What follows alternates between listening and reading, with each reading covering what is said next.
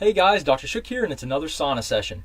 In this sauna session, what I would like to talk to you about is the relationship of hydrogen peroxide to this process known as Hashimoto's, this autoimmune process against the gland, and its importance, primarily why it's made in your thyroid, and then the importance of how we need to control and neutralize it, okay? Because we believe that it can lead to thyroid cell destruction. Because let me just start from the beginning.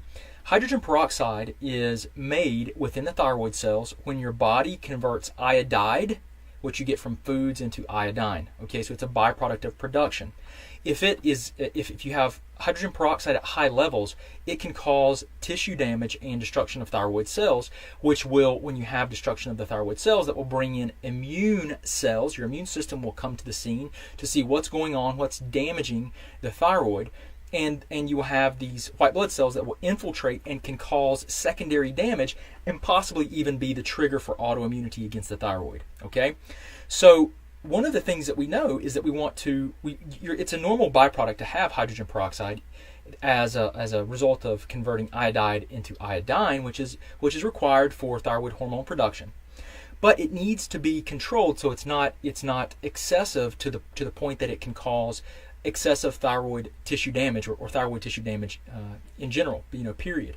So one of the things that's been identified as a trigger for autoimmunity is like excessive iodine. But here's the thing, right?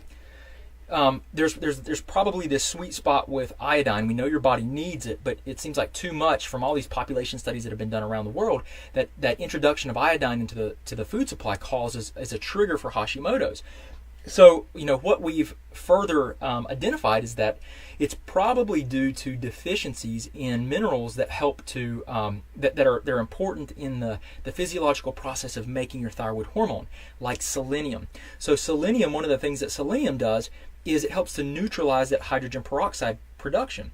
So if you have iodine, you have to have some iodine, but we think that it's like in the 50s, like 50 micrograms is what some of the research shows us that's required for the adequate production of daily thyroid hormone. And most of the standard American diets can have it in the thousands of micrograms and just very excessive quantities. And then there are doctors that recommend very high dose iodine for Hashimoto's, which based on the information that I have and what I've learned, I do not agree with that approach. I don't recommend that approach. I think that there's this sweet spot and it appears to be much lower, and I don't think that you should be consuming iodine if you have a deficiency, especially of selenium.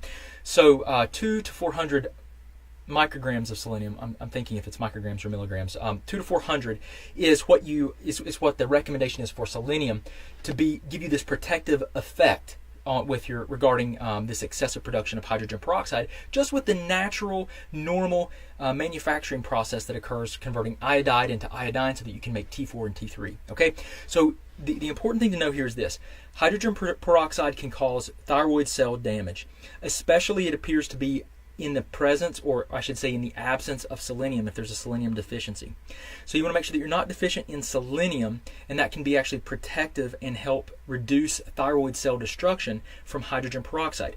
Now we think that the hydrogen peroxide, if this process goes on and there's cell destruction of the thyroid because there's deficiencies in selenium and important cofactors, then what could happen is that's going to signal, this tissue destruction is going to signal the immune system to come in, and then the immune system may start attacking some of the tissues there, maybe TPO, maybe thyroglobulin, right, which are the main targets for Hashimoto's, in this immune response, and as a consequence of hydrogen peroxide being unchecked due to maybe a deficiency like selenium.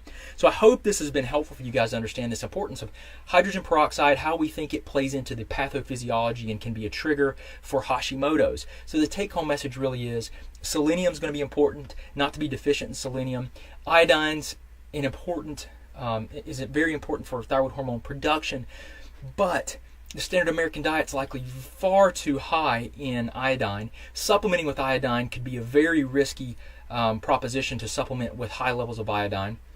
And there's some really important factors there just to consider. Some people have lowered antibodies, thyroid hormone antibodies. over several months to a year by supplementing with selenium. There's research showing that actually restricting iodine has helped as well. So I just want to share that with you guys. It's really important to know. If you're interested in learning more about your thyroid hormone levels and understanding your labs and probably what's going on with you, if you've been told that your labs are normal even though you still feel bad, I would recommend that you check out our 9 thyroid tests required to understand 9 tests required to understand your thyroid, a guidebook that I created. It's about 14 pages long. It goes through 9 different thyroid related markers that we routinely order on blood work to give us a better idea of what's happening with the thyroid physiology. Can the gland, can your, are you getting the proper signaling from the brain to your thyroid gland to signal the production? Is the gland making enough hormone? Can the hormone be transported to the liver and to the GI tract where it's converted into T3?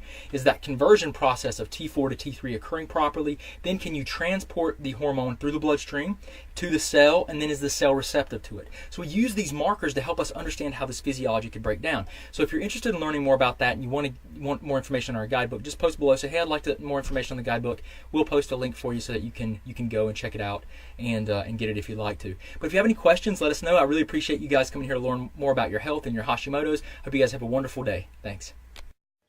Hey guys, Dr. Shook. Thank you for viewing our videos. I hope they help you out.